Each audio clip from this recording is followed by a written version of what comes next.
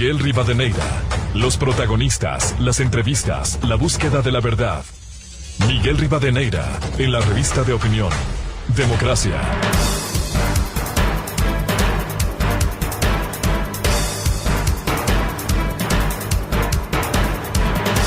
...8:36 en el territorio continental ecuatoriano, buscando la verdad en la revista de Opinión Democracia. Queremos saludar a nuestros siguientes invitados: el doctor Enrique Terán, académico e investigador, y el doctor David Larreategui, epidemiólogo.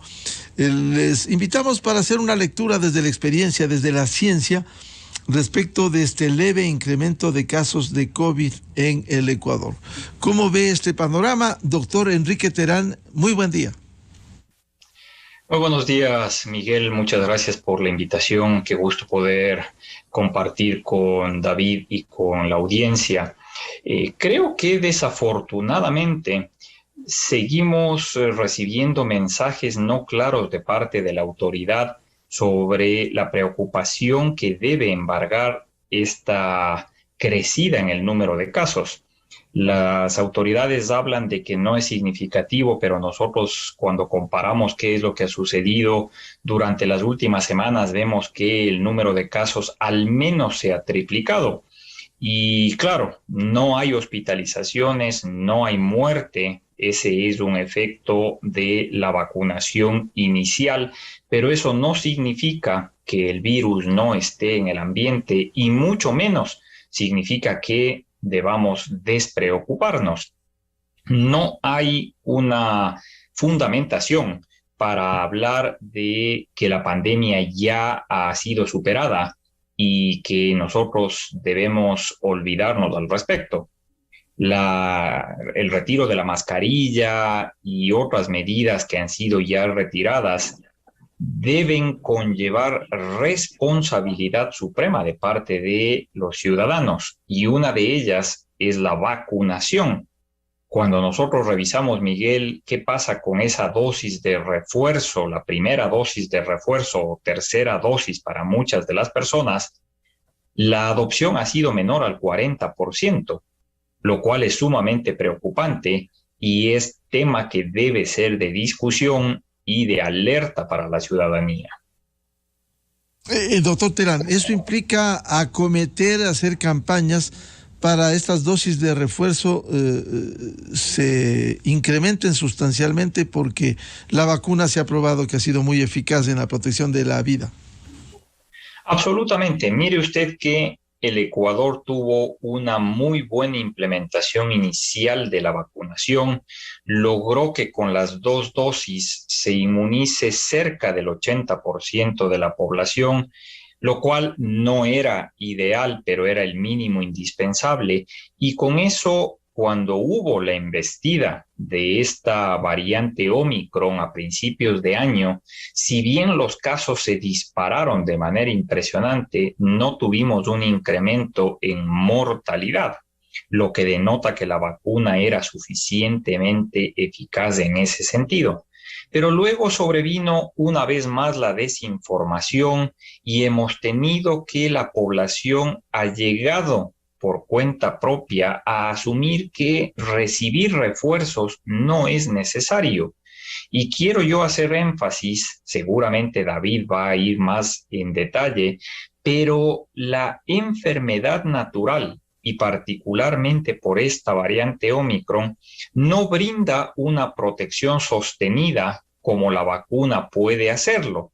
Y por lo tanto, personas que sufrieron infección por Omicron a principios de año están ahora expuestos una vez más, y estamos viendo que la gente dice: ya es tercera vez que me da, es la cuarta vez que me da la COVID, y eso incrementa aún más, y es quizás el segundo mensaje, Miguel, el riesgo de que queden secuelas posteriores a la infección por el SARS-CoV-2, lo que conocemos como el long COVID o el post-COVID, que afecta al sistema nervioso central, al corazón y a los pulmones. Bienvenido al doctor David Larreategui. ¿Cómo ve este leve incremento de casos de COVID en nuestro país? Doctor Larreategui, muy buen día. Buen día, Miguel, ¿cómo están? Un saludo. Estoy con un problema técnico de la cámara que solo me da esa imagen en rojo, no sé cómo solucionarlo. Pero bueno, eh, la situación es nuevamente alarmante porque hemos pasado desde el punto de vista privado, que es donde estamos ejerciendo la medicina, pasamos de un aumento importante en el número de casos que estamos teniendo en el día a día. Desde el punto de vista del hospital en el que me desenvuelvo privado, pasamos de 5 casos semana a 31 casos semana hace 15 días y en la última semana 56 casos semana, es decir, hemos visto un crecimiento exponencial de casi el 1000% de 5 a 51 casos en este tiempo. Entonces sí ha sido un problema el aspecto del incremento de casos, lo cual ha generado que aumente la atención en los servicios de emergencia.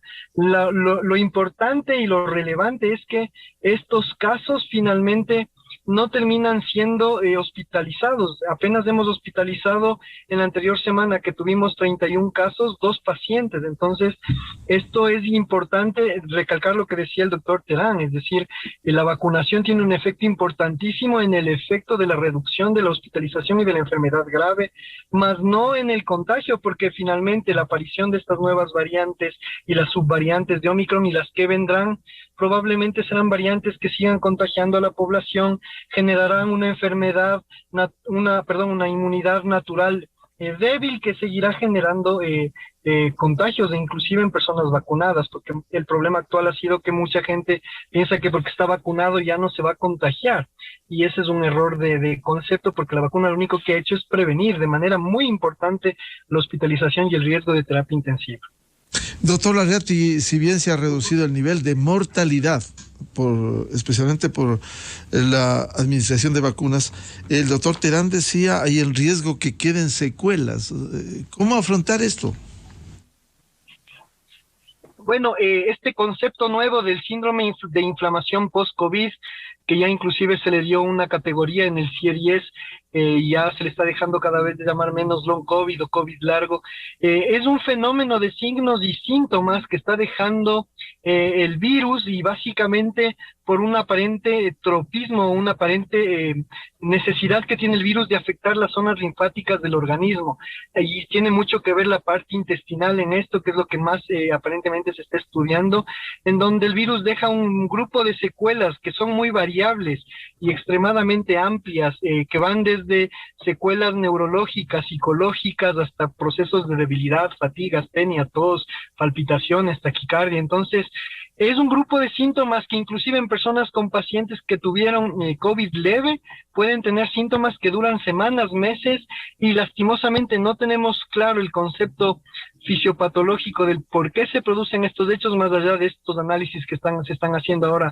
en las zonas linfáticas del organismo, pero no tampoco hay un tratamiento específico. Y claro, hemos visto que hay muchas secuelas y muchos de los problemas que estamos viendo ya actualmente, que no solo son las secuelas propias de la enfermedad, sino secuelas del haber perdido familias que han perdido 3, 4, 5 miembros de la familia por COVID, que también dejan problemas psicológicos, psiquiátricos, laborales, y esto está aumentando las tasas de suicidios a nivel mundial, y aumento de las tasas de depresión y trastornos obsesivos compulsivos. Entonces es un síntoma, un grupo de problemas, sin mencionar los problemas de aquellos pacientes que estuvieron en cuidados intensivos y que posteriormente requieren procesos de rehabilitación pulmonar y fisioterapia, pero que son prolongados para recuperar las características de pérdida de la funcionalidad pulmonar y muscular, ¿no?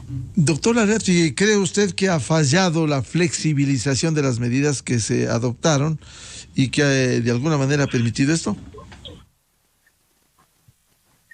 Bueno, la disminución de las medidas evidentemente generan un aumento del número de casos, y eso he visto en la práctica regular, ¿no? La mayoría de pacientes que nos han llegado han sido docentes de primaria, de secundaria, de universidades, que están expuestos, y obviamente estudiantes de edades de adolescentes, de niños, que están teniendo ahora un aumento importante en el número de casos.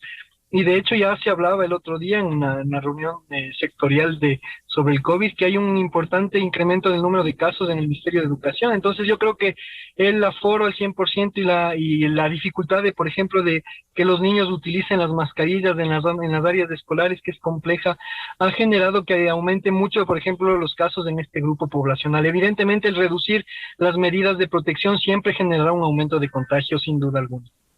Doctor Enrique Terán, ¿cree usted que debiera volverse con rigurosidad a las medidas y no esta flexibilización que de alguna manera ha permitido este incremento del contagio?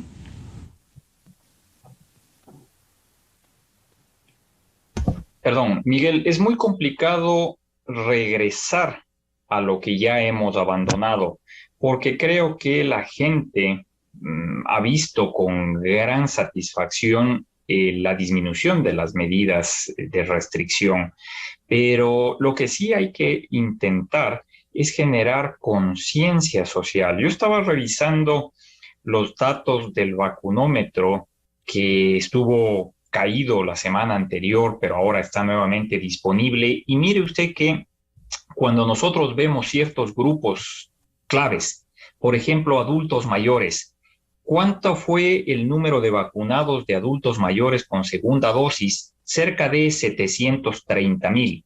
¿Cuántos han recibido dosis de refuerzo? La primera, 140,000. Mire usted que ahí hay un gap de 600,000 personas. Profesores, docentes, estaba con segunda dosis un número de 196,000. ¿Cuántos han recibido la dosis de refuerzo? 70,000. Ahí es lo que dice el doctor Larreategui, es que los docentes son los que se están contagiando porque los niños van a la escuela y contagian y se genera esta cascada de descontrol. Entonces, tenemos nosotros que retornar a ese mensaje fundamental del valor de la vacunación como una herramienta fundamental, particularmente cuando las medidas de control general se han flexibilizado. Hay que insistir en que el uso de la mascarilla debe ser a discreción y particularmente cuando nosotros estamos en grupo, cuando estamos en zonas cerradas sin ventilación o estamos en contacto con personas que no sabemos cuál es su estatus vacunal o su estado general de salud.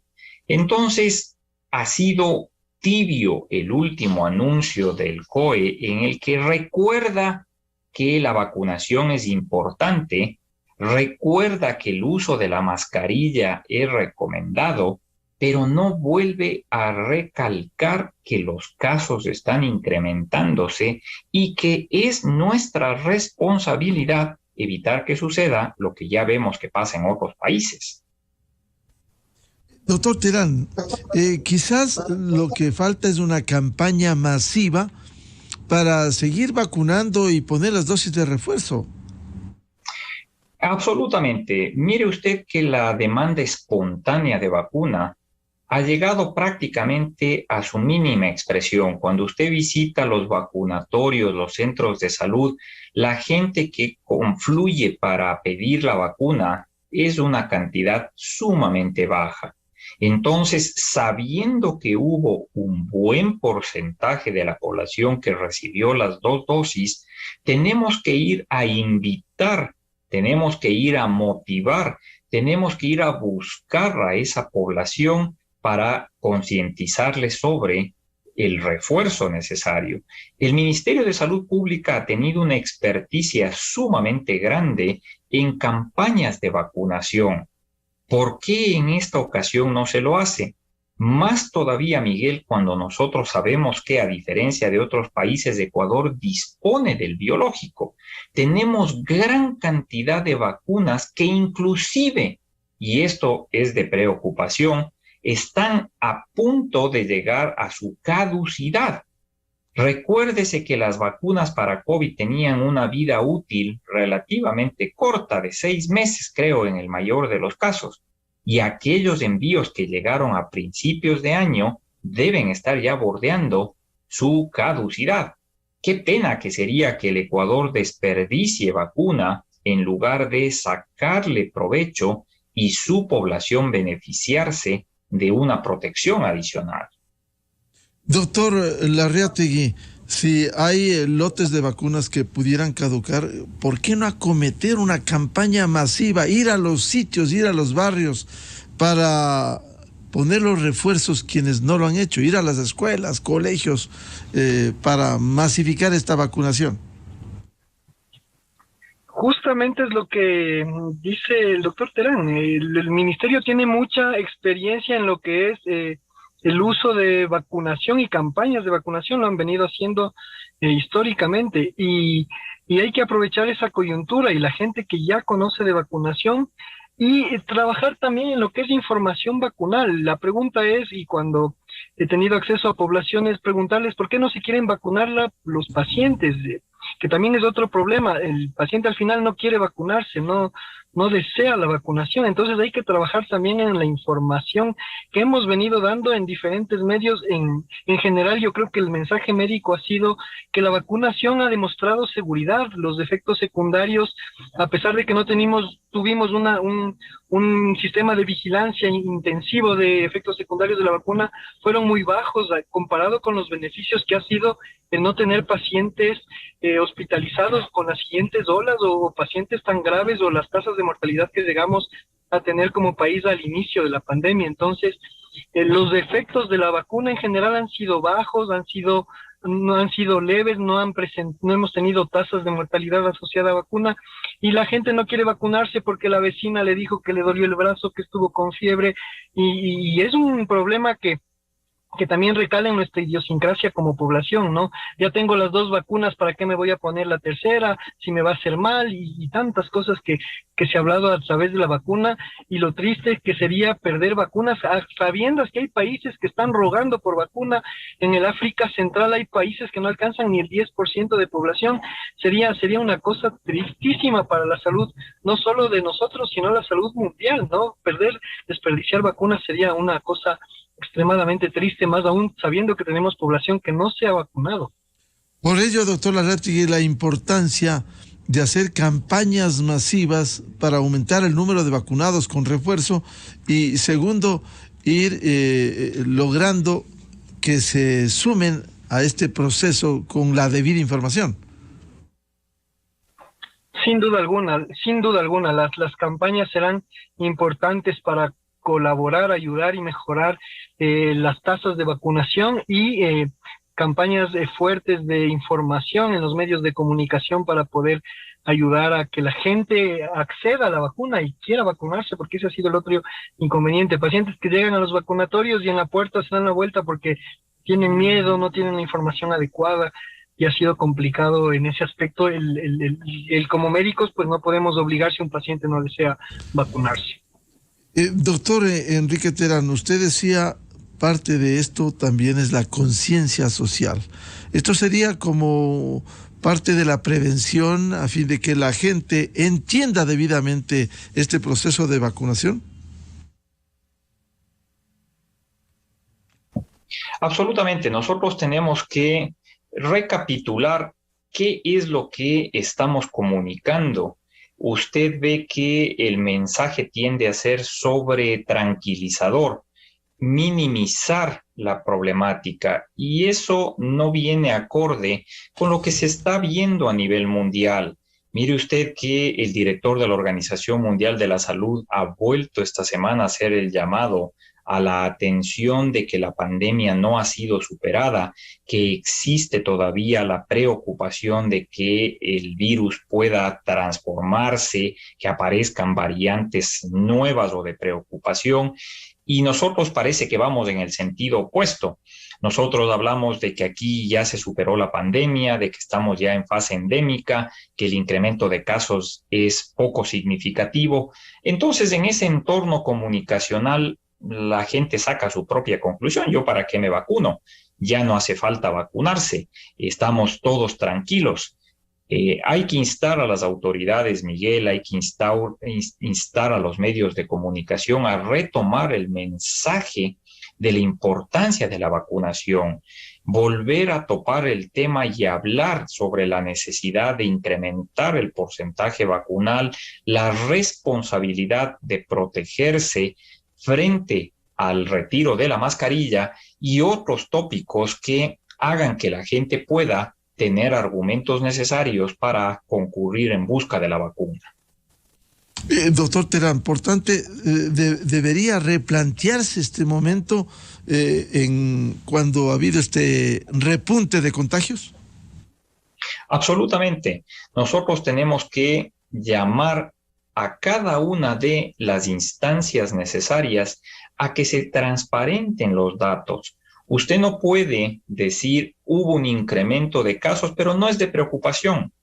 Uno tiene que decir las cosas con la claridad que lo ha dicho el doctor Larreategui. El número de casos ha subido en magnitud de 10. Si nosotros pasamos de 5 a 50 casos, no es una cuestión sencilla. Si nosotros tenemos que en la última semana se ha triplicado el número de casos, no es una cosa menor. Claro que no hay muertes, claro que no hay hospitalizaciones, pero eso en cualquier momento puede cambiar. Y si no tomamos las medidas del caso, vamos a tener luego que lamentar el no haberlo hecho. Doctor David Larreategui, ¿cómo lograr la conciencia social frente a un problema que no ha pasado como ha sido la pandemia del COVID? Sí, a ver, bueno, yo creo que el punto aquí es el mensaje que se está dando, yo creo que ha habido un problema de comunicación durante toda la pandemia. Es decir, la información del COE, que a veces inclusive generaba controversias con los mismos municipios, recuérdense, entre que sí salía la mascarilla, que no salía, que un municipio decía que sí, que no, es decir, todas estas contradicciones, el déficit de comunicación, los problemas que se ha generado, la falta de información, más allá de que los medios han trabajado durísimo en tratar de informar a la población con relación a COVID-19, sin embargo, yo creo que ha sido complejo, ha sido difícil para poder informar. Doctor Larreategui, es decir, debiera emprenderse campañas masivas informativas que permite concienciar, por un lado, a la comunidad y también que no haya esos falsos triunfalismos de que esto ya ha pasado. Sí. Exactamente, es que lastimosamente estamos ahorita viendo un evento en donde se habla de las características de que ya estamos en una fase endémica, que estamos... la enfermedad prácticamente ha pasado y hemos visto que hay un incremento progresivo y esto está generando de falsa seguridad a la población, lo cual hace que obviamente no se mantengan adecuadamente las medidas. Lo que estamos viviendo, que además no solo está pasando en el Ecuador, sino en el mundo entero. Estamos frente a un importante en el hemisferio occidental de casos. Y esto sí va a tener repercusión en la salud a largo plazo y probablemente, y no es que va a parar con esto, hemos recalcado también que aparecerán todavía, falta por aparecer un importante número de variantes del virus en las siguientes semanas, años, meses, y seguiremos teniendo estas pequeñas olas hasta que en realidad se convierten en endemia, pero yo creo que el efecto comunicacional por parte de las autoridades sí ha faltado para tener un mayor recalo de la información en la población y no tengamos justamente estos problemas de los déficits de vacunación, porque no me quiero vacunar, porque tengo miedo al efecto secundario, entre otras cosas que pasan, ¿no? Doctor Enrique Terán, si pudieran aparecer nuevas variantes, simplemente habría que estar en guardia y seguir en esta actitud como una política de salud que permita afrontar todavía al COVID en estas condiciones. Completamente. Nosotros tenemos que ser muy cautos en términos de no pronosticar lo que es difícil de pronosticar. Durante toda esta pandemia ha sido la tónica la inestabilidad del conocimiento, producto de lo rápido que han modificado las circunstancias, la necesidad de la toma de decisiones. Y es por esa razón que entonces cuando nosotros hablamos de qué es lo que hay que hacer, es mantener la conciencia justamente ciudadana respecto al proceso de control adecuado de la pandemia. Si las autoridades minimizan la problemática, la población lo va a hacer. Y es por esa razón que hay que instar una vez más a todos a regresar al aprendizaje de los 2 años anteriores. ¿Qué es lo que nosotros vimos que es eficaz? Las medidas de autoprotección, el autocuidado y la vacunación. Hoy no hay una razón para cambiar esa conducta, no hay una suficiente evidencia para que demos un giro completo o total en esa conducta y tenemos que, por lo tanto, primar que nuestra seguridad depende en gran medida de la conciencia con la que actuemos. Doctor David Arreategui, ¿cómo regresar a ese aprendizaje que a momentos fue doloroso por los fallecidos que tuviera el Ecuador frente al COVID? Bueno, a ver, va a ser difícil que la población, una vez que se le ha liberado de varias medidas, retorne. Creo que es complejo, más bien. Creo que hay que trabajar nuevamente en este sentido de generar seguridad como nosotros, previniendo adecuadamente el uso de la mascarilla, mantenerlo, tratar de recalar a través de las autoridades el mensaje de que esta epidemia no ha pasado, que todavía la estamos viviendo y que también se mantendrá todavía algunos meses o años más, el tiempo lo dirá, y que será muy importante para nosotros, una vez que hemos vivido una pandemia que nos ha golpeado durísimo desde ser uno de los países con mayor mortalidad en los primeros años de la pandemia, vivir este efecto y tratar de transmitir el mensaje de que no ha pasado y que aún las medidas de seguridad serán importantes para poder controlar la epidemia y además recalar en la parte médica, porque también estamos viendo que muchos colegas tratan a los pacientes con infección respiratoria alta como que se trataran de enfermedades tipo influenza o de enfermedades bacterianas respiratorias. Y en el contexto actual, en el contexto epidémico, creo que es importante que el médico que atiende a ese paciente con enfermedad respiratoria alta descarte primariamente infección por SARS-CoV-2, por COVID-19, antes de dar un tratamiento antibiótico o pensando en otras patologías, porque la medida actual, las características de la epidemia actual, nos obligan a que descartemos primero esta enfermedad. Bien, queremos agradecer este análisis que nos ilustra mucho al doctor Enrique Terán y al doctor David Arreategui sobre este incremento de contagio del COVID-19 y tomar conciencia, la conciencia social que se hablaba respecto de esta situación que no ha pasado todavía ni en el planeta y peor en el Ecuador. Doctor Enrique Terán y doctor David Arreategui, muy amables. Muchísimas gracias. Un buen día para todos. Muchísimas gracias, Jorge. Un saludo, un buen día para todos. Muchas gracias, muy amable. Buscando la verdad, cerramos la jornada de entrevistas y debates de este jueves. Les recomendamos en Exa FM, ya viene el show de la papaya. Y les deseamos a todos, muchas gracias por su amable sintonía y seguimiento. Que tengan un feliz jueves. Muy buen día. Miguel Rivadeneira en la revista de Opinión Democracia. Bienvenidos al micro.